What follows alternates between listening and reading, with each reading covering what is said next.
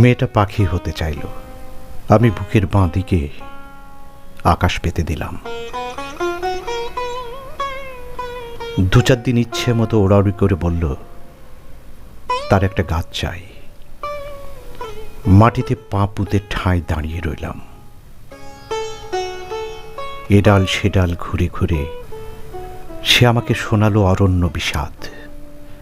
তারপর টানতে টানতে একটা পাহাড়ি ঝর্ণার কাছে নিয়ে এসে বলল তারও এমন একটা পাহাড় ছিল, সেও কখনো পাহাড়ের জন্য নদী হতো।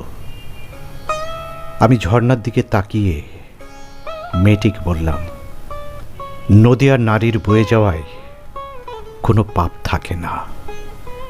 সে কিছু ফুটে থাকা ফুলের দিকে তাকিয়ে জানতে চাইল কি নাম। বললাম গোলাপ। দুটি তরুণ তরুণীকে দেখে বলল কি নাম? বললাম প্রেম। তারপর একটা ছাউনির দিকে তাকিয়ে জিজ্ঞেস করল কি নাম? বললাম ঘর।